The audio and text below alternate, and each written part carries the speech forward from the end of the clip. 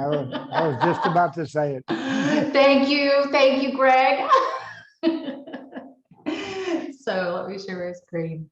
So I was too. Thank you, Denise. um, so licensure terminology can be confusing. In some states, just to give you an example, some states, a teacher credential, it's called a credential in California. In some states, like for instance, when I was in Florida in the 90s and I was a teacher, that was called a teaching license or a teaching certificate. And so the term credential is a little bit different from state to state. And counseling is no exception. There's definitely different terminology. And for like school counselors, you'll hear, like a PPSC or pupil services, that sort of thing. In another state, it might be a school counselor. In another state, it might be a guidance counselor. With us in the counseling profession, the biggest divide really comes in licensed professional counselor and licensed mental health counselor. And so if you become a licensed professional counselor in the state of in the state of California, and you move to Arizona or New Mexico, where they have licensed mental health counselors, your license will transfer into that same thing. So these are terms that the American Counseling Association and CACREP and those that advocate for us, and one day hopefully you'll be a part of that body that advocates for us as a profession, has been able to negotiate with different states. And the licensed mental health counselor is probably the older term, and the licensed professional counselor is the newer term. And I actually remember when licensed professional counselors started popping up. It was right around 2006, I think the first state I encountered licensed professional counselor was in Virginia. I was working in the Blue Ridge Mountains there with some at-risk populations, and I was like, I had come across one and I was like, I don't even know what this is. And turns out they were a brother or sister in my very same field. And so the terms can be a little bit confusing, but licensed professional counselor, licensed mental health counselor is adopted by each state. Also, the rights and privileges are different in different states. For instance, oh, Kathy is here. Hold on just a sec. License means different things, different rights and privileges. There is a difference necessary, and it's okay. That's totally fine. Each state operates different with regard to mental health. In Texas, when someone needs a 72-hour hold, there's an actual process within the county to do that for anyone.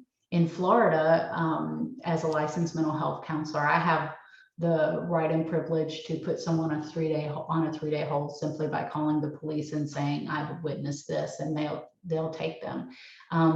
Every state can be a little bit different when it comes to what the actual things that you can do with your license. And so in this class, we want you to explore those kind of things. But I do kind of want to, I think I'm going to keep going for just a second and come back to this other. So sometimes people actually question, why do I even go through the trouble of getting a state licensure?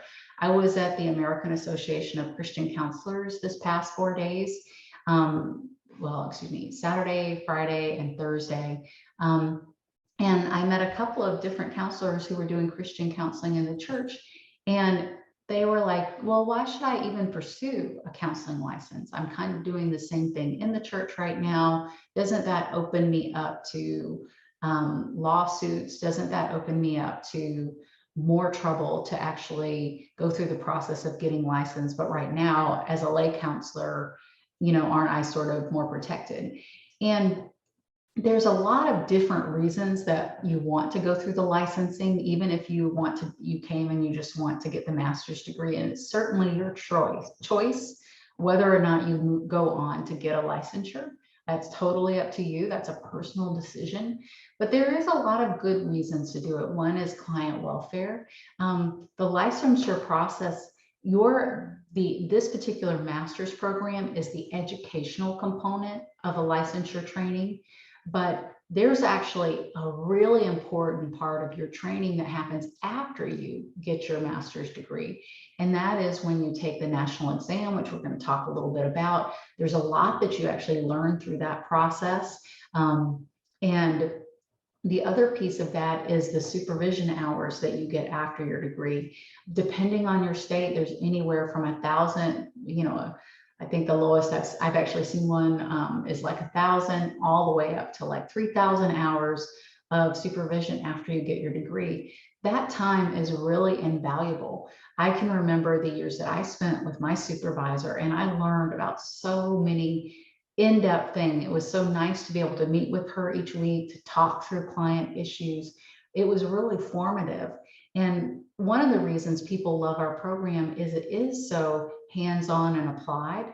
There are so many things in the way that we teach that is, directly like with your homework partners, you practice different things, different skills, all of those kind of components. But there's nothing like being out there with a client and having someone who is licensed for supervision working with you. So that's something that is helpful. There's certainly credibility, there's accountability, professional covering, ethical practice, and reimbursement. And I will say this too is, and I said this to the nice gentleman that talked to me a little bit, and I hopefully encouraged him, is you're actually in many ways less open to liability, because if you are properly credentialed and if you're properly licensed, when you're working with someone, the boundaries, the ethical standards, and you've been trained on this. So you're probably less likely to get yourself into a situation that's going to get you in trouble. And so, Dr. Chris, sorry. Go ahead. Dr. Christmas, I have a quick question. It might be a dumb one, but no, go ahead, Liz. So when you are getting your hours, so you graduated your master's and you're getting your hours, do you typically, and what you've seen, do you pay for supervision? Like you pay someone to supervise you after you've graduated? It depends. I was able to get a certain amount of hours with the agency I was working with, and I would probably say at least half of counselors are able to get a job maybe at their practicum or internship site, or they've made connections in the community. And if you are working at an agency that is behavioral health, that has someone licensed that can supervise you, there's so many people that never have to pay for it. However, just so you're aware, there are definitely, and if this happens to you, it's part of it. There's a large portion of people who get supervision credentials and do charge for supervision. Okay. And so once you're a licensed counselor and you've been a licensed counselor long enough, you can take the supervision course for your state. And it varies by state. Some it's like an actual course like that you would get from a university. Others do it as continuing education, but you can actually charge for that supervision and work with people underneath your license. So, okay. Yeah, Thank you. It's a desirable thing. You got it. What state are you in, Liz? Indiana. Actually, what's interesting is I'd have to look up Indiana's supervision. I think any licensed counselor, I would have to check this out, but any licensed counselor in Indiana, I think, can be a supervisor. I think theirs are a little bit different than some of the other states. So. Yeah, I think you're right. They don't have to necessarily have a credential as a supervisor, but any licensure, I'm pretty sure. Yeah, I think most other states do require some sort of training to be a clinical supervisor, but I don't think Indiana does. So I think you're actually have many people to choose from, which is lovely. So, thank you. So you got it, Liz, you got it. So the key components are your academic and educational training. There's the testing piece, the supervision, and of course, documenting all that to the state. And so each state specifies, let me share my screen. Sorry, guys. Make it a little easier. Each state requires specific semester credit hours for licensure, and all states require core content areas. And so, for instance, California requires psychopharmacology, human sexuality, and then they have some laws and rules pieces that most other states have. Different states have different requirements. You'll notice that some people in your program have actual room in their degree for electives. They're going to get to pick 2 classes that they want to take. But then there are other folks, usually in Florida and California and New York, where that state has said, in addition to your core competence, these are the electives that you must take. And so that's all written into the statute for your state. And your advisor should be working on you with your graduation plan to ensure those are in there. But again, by the end of this class, I want you to be able to find that in the state statute and say, oh, I need human sexuality, or oh, I need psychopharmacology, or that sort of thing. In Florida, we were required to take substance use. Now, I will tell you, it's not the end of the world. I remember the substance use bill got passed in 2000, and I finished the same year that I finished my educational standards for my master's.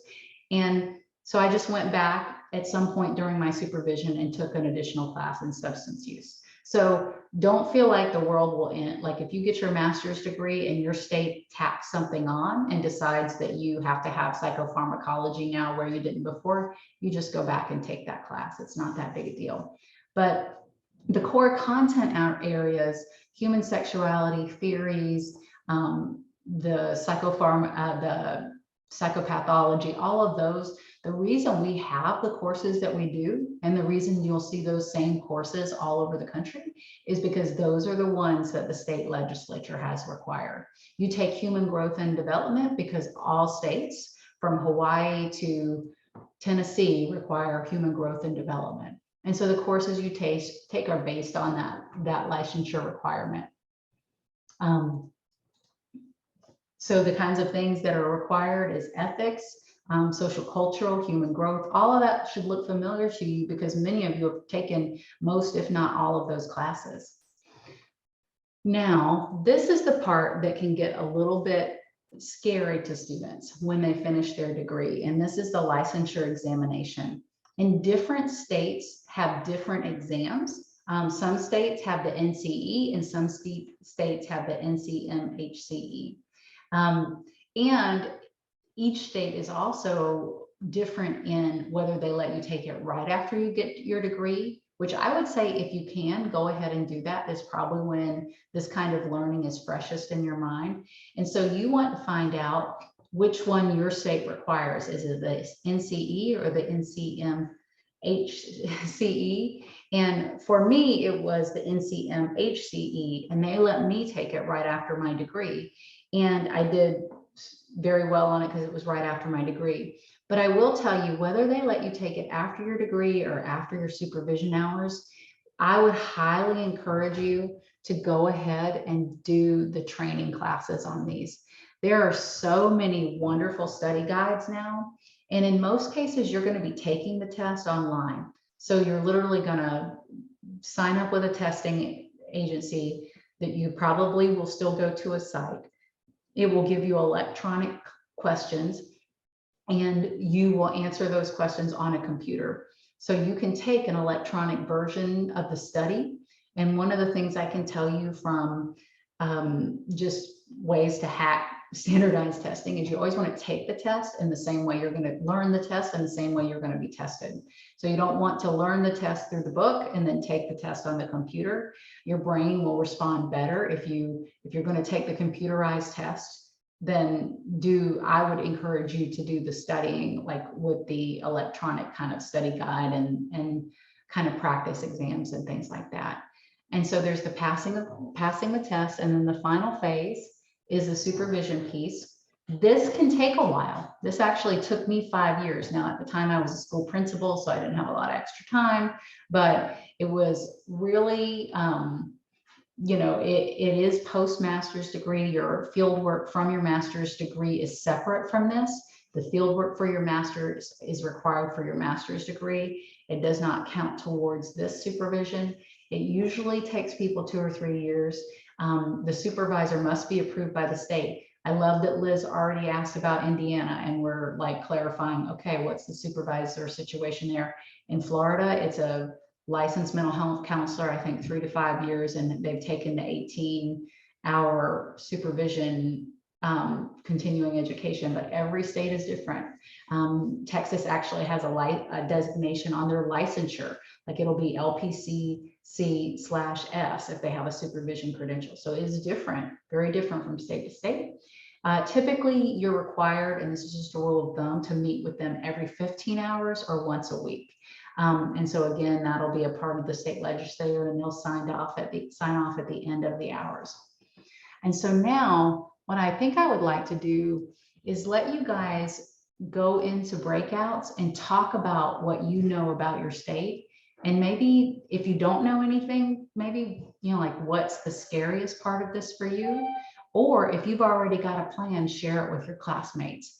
I think that you guys will learn a lot just talking to one another about this and your various states, because sometimes you don't even know what you don't know about this process. Like you might not have even thought there's 2 different exams, or you might not have even thought to study on the computer version. So I think hearing one another's kind of requirements in one another's states, or if you don't have a plan, just share what you're afraid of. And so with that, I'm going to break you up into breakout rooms for about like 5 to 7 minutes and just kind of talk about what it's like in your state, maybe what you're afraid of, or if you're not afraid of anything, that's great too. But I'm going to send you guys out and I'll be around checking on you. So.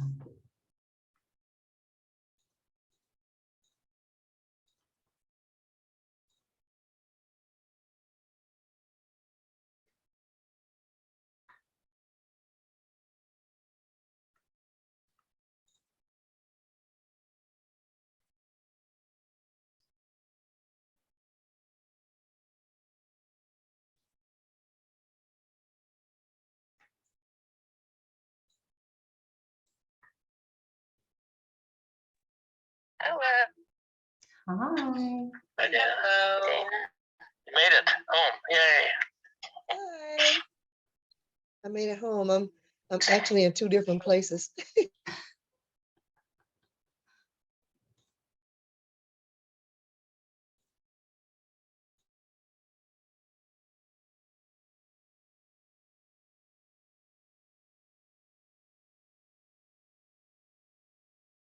Talked a little bit about that too.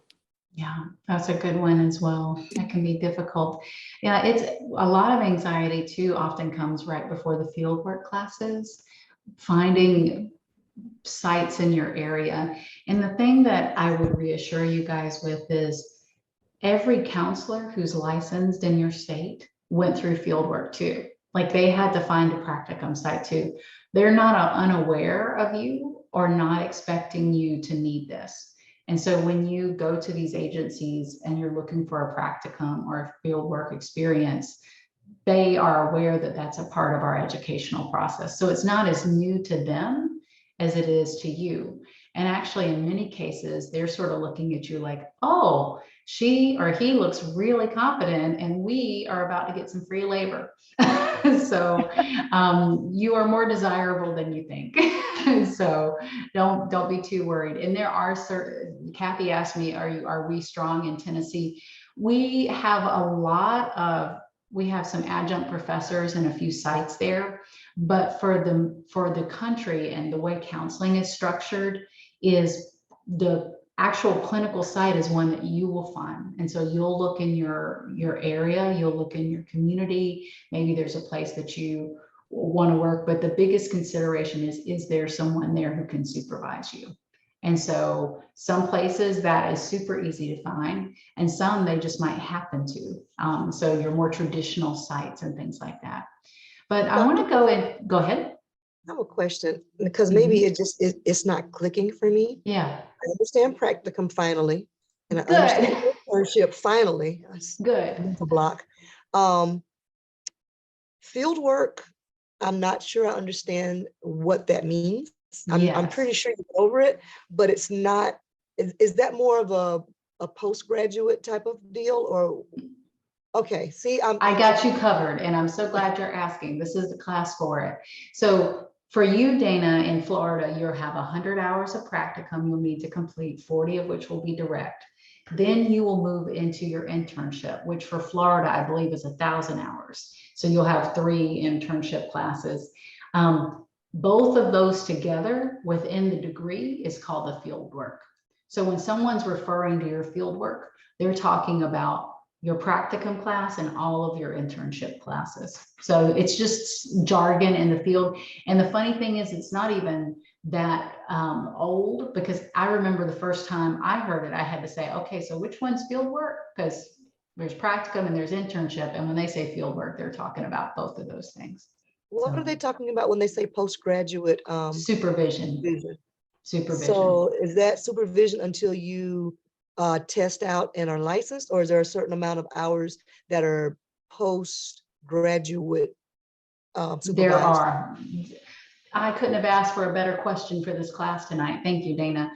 So for you in Florida, I believe, I can't remember if it's 1,500 or 3,000 hours after your degree, but that's your supervised. So you'll be licensed mental health counselor intern, and the first 3,000 hours, you will be getting supervision. So that, and often people will call that supervision. And I think for purposes of just keeping it straight, that works really well. So it's like practicum, internship, and supervision, you know. Gotcha. And then field work is just during the degree. That would be during the degree. But I will tell you this, and you're going to hate me for saying, well, you're not going to hate me, but you'll be like not surprised when I say this. Every state has a different term for this.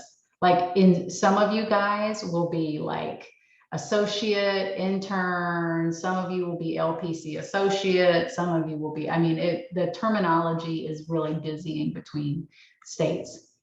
So, well, Michelle, I am so glad you asked, because Denise also asked this question, and a lot of other people asked this question.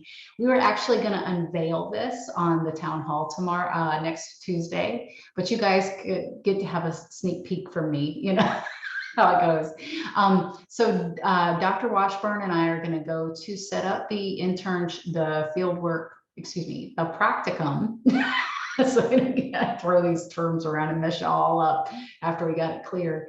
We're going to go October 3rd through 7th down to Belize. We're going to work with the site, which will be a K-8 school, and work to get it set up for students to come. We are still looking for the date that's going to be best, but where we're leaning is where most people would be, like a spring break time.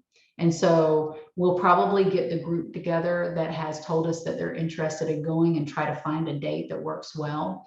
Now, we're kind of playing with, because it is a semester-long course, thinking it may be better for you to have a traditional site and then ask for that spring break off and let these hours in Belize be supplementary. However, one of the things that I do know is and I probably shouldn't complicate things by telling you this, but the conversation is still forming because it's the first year we're doing it. So we're trying to make the best decisions. But one of the things she and I are talking about is, because practicum is only 40 hours, it's very reasonable to think that those that go down to Belize could get all of their practicum hours in Belize.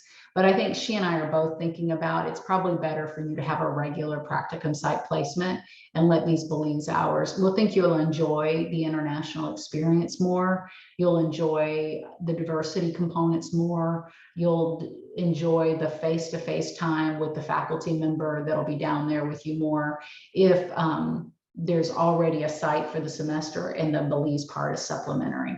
And so you do still need to be looking for a practicum site, but those of you who are interested in going to Belize to augment that, we'll be looking at dates probably around spring breaks to bring you down there.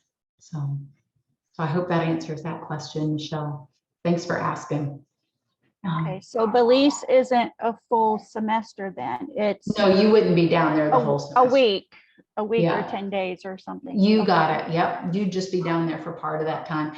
And I will say, probably when you add up your hours, you'll end up with most, if not all, of your practicum hours. But it does also allow us to take like more than one group. Like we could take one for a week and another one for a week.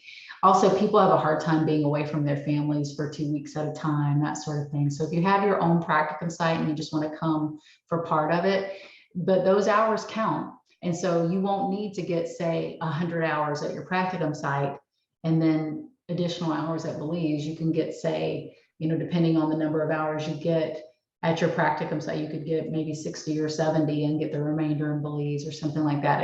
The hours will definitely count towards your practicum the same way as they will at your actual, like your home site. So Practicum hours aren't carried over though into internship, right? Only They are- internship to internship. They are not, but I am going to ask Dr. Washburn a little bit more about that. Okay. But as far as I know, it's internship to internship, not practicum to internship. So maybe not kill yourself at your practicum site. So you can just work a few, like a little bit less, trying to work a full week. So I did want to share with you guys a tiny bit about these tests because Greg was asking some really good questions about them, and students really strategize these tests. So do your homework.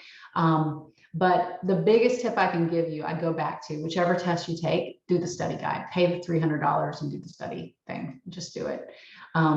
But both the NCE and the NCMHCE, they are put out by the NBCC, all those C's. And so the NCE is 200 questions and it's multiple choice. It's going to have questions around ethics, assessment and diagnosis, areas of clinical focus, treatment planning, counseling skills and interventions, and like the things from your core courses. Like it might ask about Erickson's psychosocial stages of development. It may ask you about psychodynamic theory or, Carl Rogers, which theory was he attached to, that sort of thing. So it's going to ask you questions like that. The NCMHCE, these are more case simulations, and each case study will comprise one narrative and 10 multiple choice questions. So they're going to give you a case and they're going to say, give us a diagnosis. So it's a little bit more diagnostic, a little more clinical. Now, one of the questions that was asked was like, what's the difference between these two tests and things like that? Well, really not a lot. A lot of it really depends on what your options are in your state. Most people are going to have a specific test that their state likes better. Some states like that NCE and some states like the NCMHCE, and some of them really don't care as long as you take a test. And so it really, you're just going to go back to your state and find out.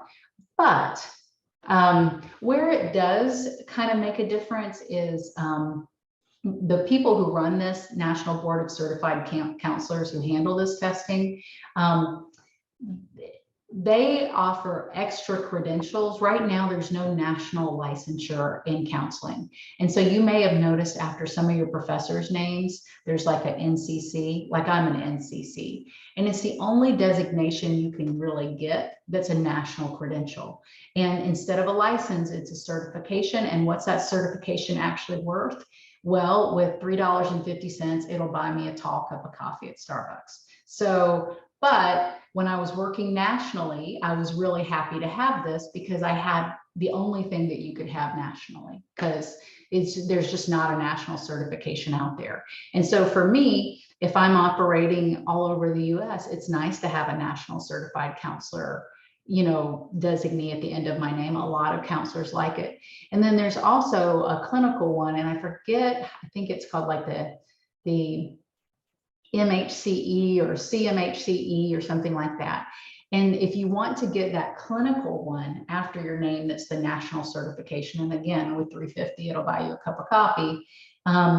You would have to take that clinical examination if you wanted to get that one. And I haven't seen so many people getting that one. Your licensure really kind of counts as that piece of it. I've seen more people with the NCC, but that doesn't mean if you do desire to get that later on and your state is an NCE state and maybe you're 5 years in and you're just working on your supervision thing and you're kind of like looking for, what's the next thing I want to get, or maybe you're moving into a national position and you want that CMHC, that doesn't mean you can't take that NCMHCE test as a part of getting that from NBCC. And that's a whole separate process and everything like that. It's an application and resume and some references and your transcripts and your test results and things like that. But you don't need to worry about any of that right now, because first you need to get licensed. So that's kind of the difference between, like, if you have the choice of those two exams, really looking ahead.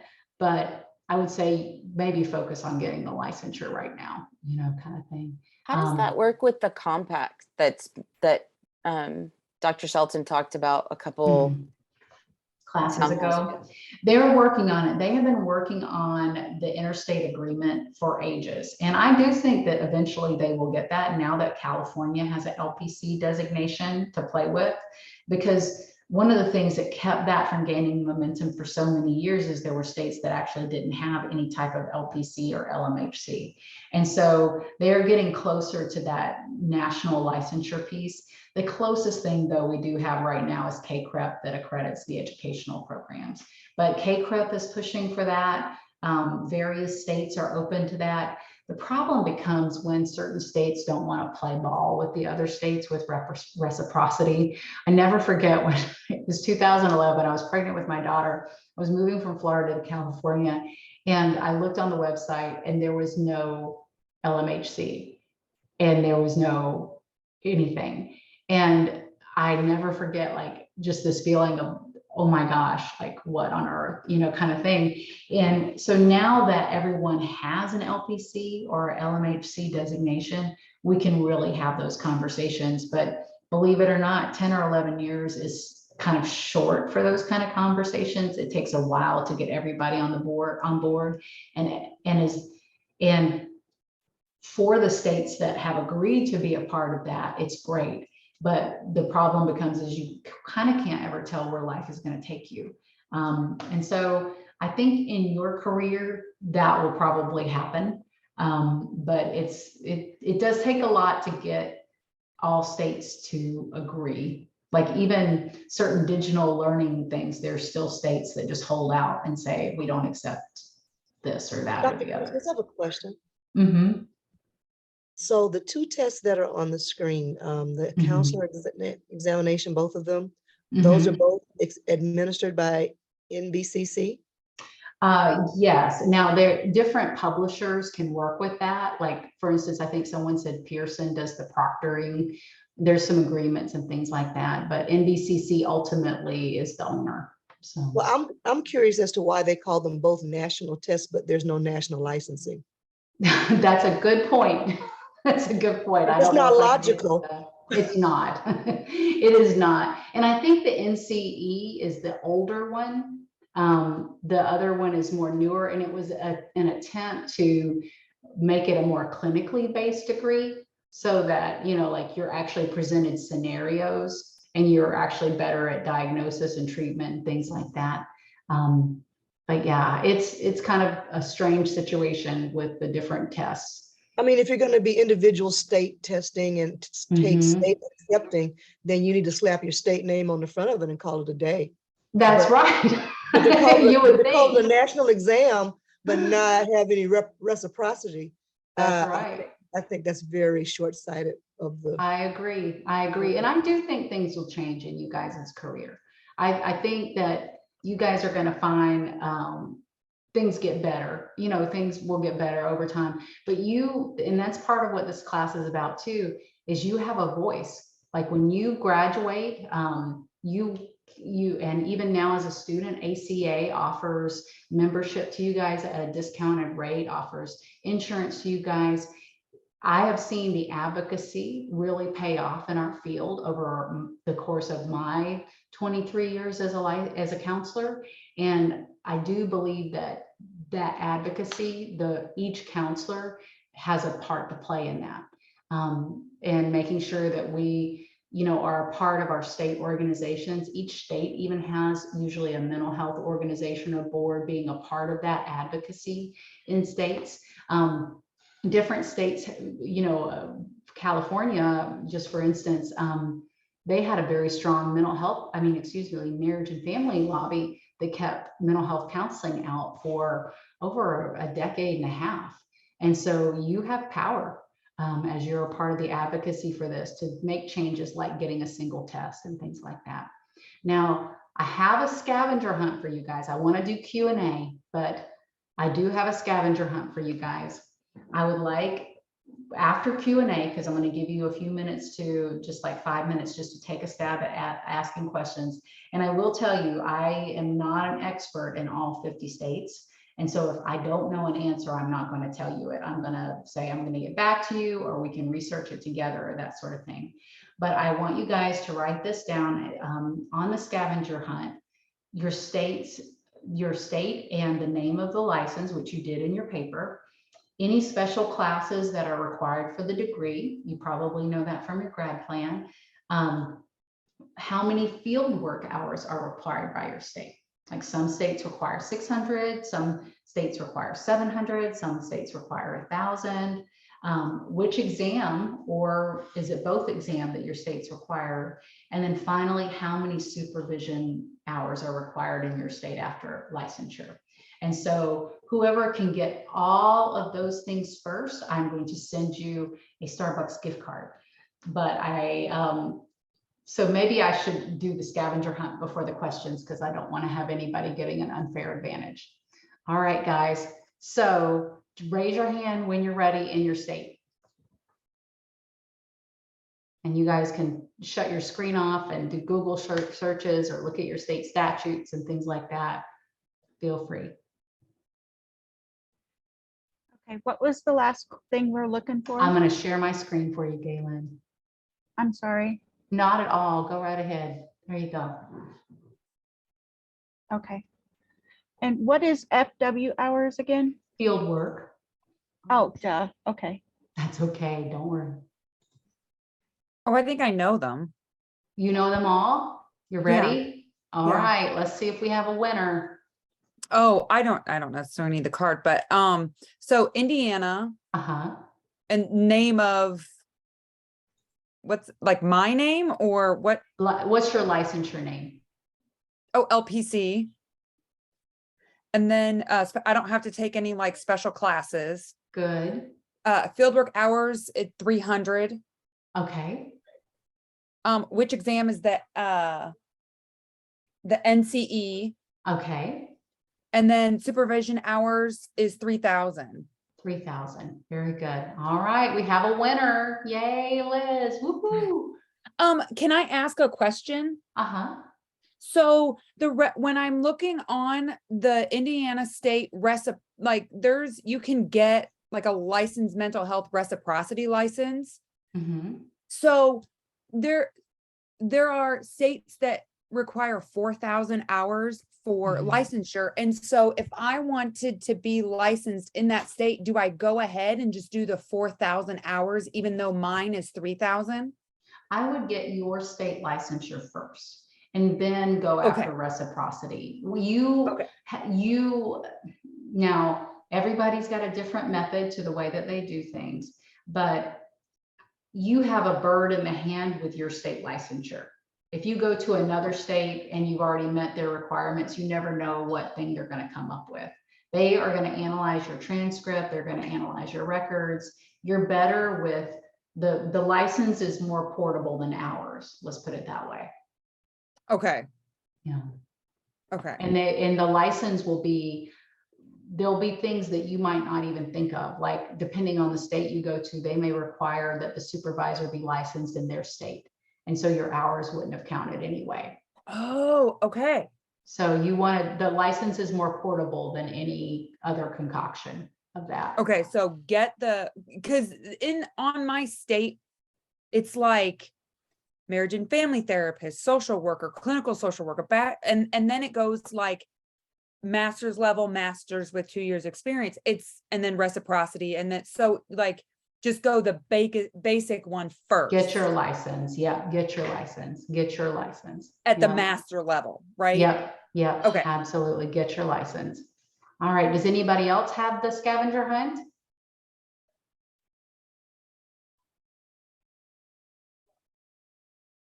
Liz, you're an overachiever.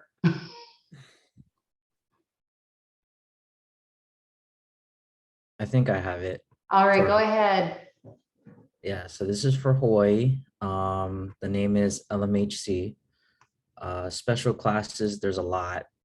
Human growth, social and cultural foundations, counseling theories, group theory and practice, career and lifestyle development, tests and measurements, research and program evaluation, professional orientation, ethics, and appraisal of human behavior.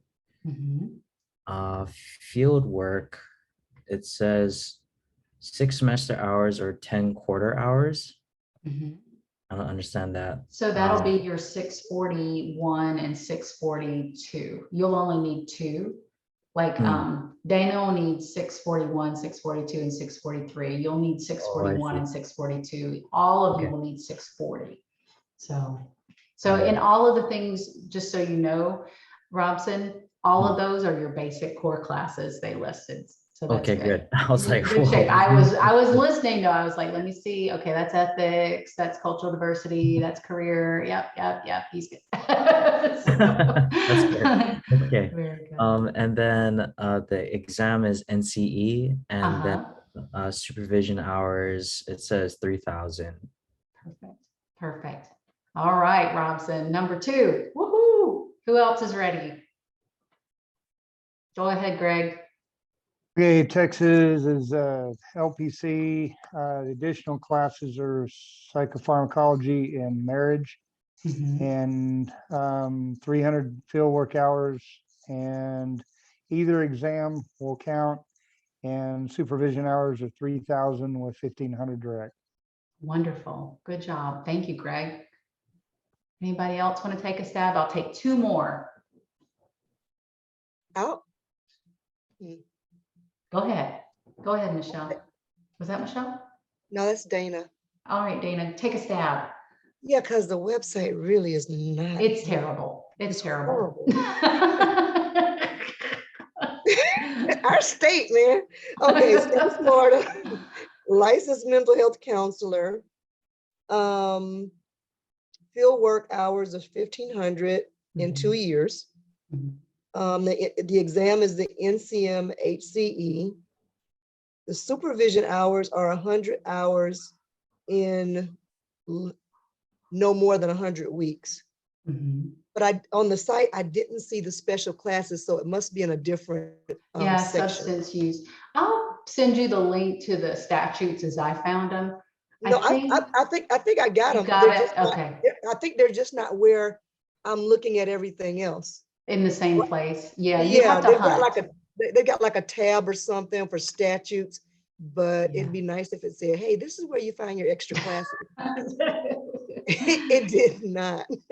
Yes, and that statute really is where it comes from. Like you want to look in there with field work. I know the good news is your advisors are aware of these states and the field work requirements. So they're going to put you in the classes that you need for the field work. And then supervision hours, how many supervision hours were required in Florida? Because I thought it was at least 1,500.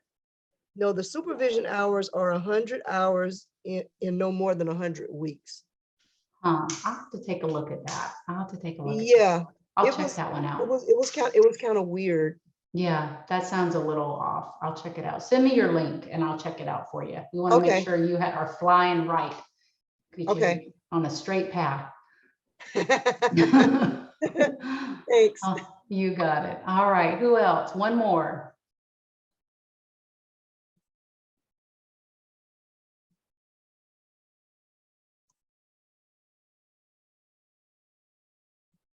I'll go. Ohio. So you become a licensed professional counselor, LPC, and then an LPCC, licensed professional clinical counselor. No special classes, just has to be KCREP accredited. Fieldwork hours is the 100 practicum, 600 internship, NCE exam, and it's a minimum of 2 years or 3,000 hours for supervision. That sounds great. Well, guys, I hope that the scavenger hunt was helpful to you. And I hope some of this is starting to take shape in your head so that you can kind of chart your future and what you need to do for all of this. With that, I just want to stop the share. And is there any questions about your assignments or anything that we're doing that you need more information about that I can clarify for you tonight? Go ahead, John. I have a question about, you said buying these tests for the different ones to Peterson, or are there certain tests or organizations that you recommend? Or, I mean, I'm sure there's a bunch of them out there. There are. As you get a little closer to that in your fieldwork classes, your professors will probably give you some information on that. But I would stick to things that are put out by the publisher of the test. So for instance, like Pearson's always good. They have a whole suite of K-CREP accredited textbooks. Like you'll notice a lot of your textbooks are Cengage and Pearson. Those test publishers are really great. And then anything by NBCC is great. So I would stick to, if you don't know the name, I wouldn't I wouldn't do that. And like I said, if there's somewhere that's offering paper and pencil, do the paper and pencil study guide. If there's something doing electronic, do the electronic. So, but NBCC, Pearson, Cengage, those would be the ones I would use. I have a question on the community needs project. Mm-hmm.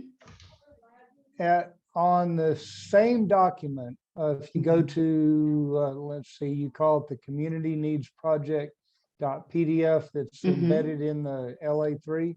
In the very first part where it says project overview, it says final product that would be a comprehensive 6 to 8 page paper. If you scroll down to the very, very bottom, it says that it's supposed to be 10 pages. It's 6 to 8, Greg. I fixed that, and then my little web person, Don, apparently fixed it again. So it's 6 to 8. Well, it says 6 to 8, and then down later it says 8 No, to 10. it's 6 to 8. I just wanted to make sure because I'm glad you did. I'm glad you did. I think we got too many hands in the pot, but I did fix that. I'll go back and fix it again. Thank you for letting me know. So, what else, you guys? Follow up on the outline. So you want us to be an APA. You need us to specifically put out any content within the outline. Like, what are you looking for in the outline specifically? I'm losing you a little bit, but I think where the disconnect may be is the APA piece for the outline. If that's what you're thinking of, just continue with the double space, the Times New Roman, that kind of, I think a lot of times people use that APA jargon, and what they're really just saying, so that don't put it in Comic Sans, don't single space it, that sort of thing. I'm not looking for you to put a running head on an outline or a title page on an outline or anything like that. And you can even add it to your proposal that you did. So that 2-paragraph or 1-page proposal you gave me, the very next page, if you want to, you can just add the outline onto that. So. Sorry, I was asking, I'm thankful for the APA clarification. Oh, but good. In terms of what you're looking for in the outline, like, do you want us to have full sentences? Can we just do bullet points? You can do bullet points. Yeah, you can do bullet points.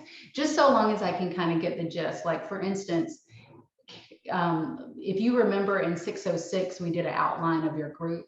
And so you kind of said session 1 and then kind of did bullets that were covered there. Like if you're doing the community needs project and maybe you're creating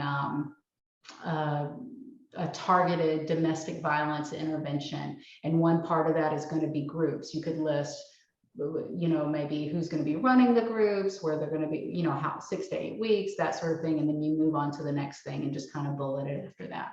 So good question. What else, you guys?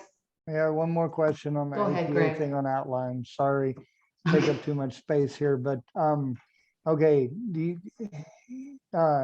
All of the outline is double spaced. You don't group it. You don't group it with different spacing to try I'll to be honest cluster with you. things together. I'll be honest with you, Greg. I've worked with you a long time. I don't think that you're going to give me something in Comic Sans that looks crazy. If you are more comfortable grouping single space for the bullets and doing double space in other areas, that'll be fine with me. Just, make sure that I can read it and understand it and it looks good. But when they say APA style, they're usually saying double space, 12-point font, that sort of thing is what they're trying to get across. Right, and I get the font in the Yeah. style and the But if spacing and all that, within that you want to do some single, I won't count that against you. Don't worry I about like to go down to like 1.5 point or something like, or 1.25, so that it looks like a group. Because when you Yes. double space the whole thing, Yes. it doesn't. Yeah. To me, I can't see how it groups. Yeah, that's not a Just problem for spreads me at out. all. You go Yeah, right ahead. If okay. that makes the grouping easier to see, I totally get it. Yeah. On those lines, it does say or a rough draft. Would it be okay if we started the rough draft Oh, and then yeah. even move towards, like, if we don't get it done or whatever, and then just Yeah. use an outline for the rest of it? Absolutely, because Denise, this is going to be so variable. Some people already have this fleshed out in their head, like they're, and their community need is relatively straightforward. And then other people have like multi-pronged approaches, and they've got maybe one part fleshed out, but like not another part. And so you are more than welcome to go ahead and proceed to the next step if you feel more comfortable with that. The outline's actually meant to help you get your thoughts together. Like if you do an outline and you find that, oh, wow, I have 5 prongs to this. This might be a lot of writing. Maybe I need to space this down to maybe 3, kind of thing, depending on how ambitious you are. So, but dream big. You don't have to do this. Pretend like you have this great budget and dream big. So. Question, Dr. Thomas, if we've changed our idea of our proposal, how do we get that point across so you know? You can just put that at the top of the outline. That's Okay. totally fine, Kathy, totally fine. So. All right, guys. Well, it's always great to see you. Like I said, this topic is a little bit more black and white than some of our other classes, but I hope it's helping you to kind of form in your head and get to know your states and you're feeling more comfortable with your path. So, all right, guys, y'all have a great night. It's good to see you. Thank you. Thank got you. it. Dr. Thomas. You got it. My pleasure. Bye. Thank you. Have a You good got night. it.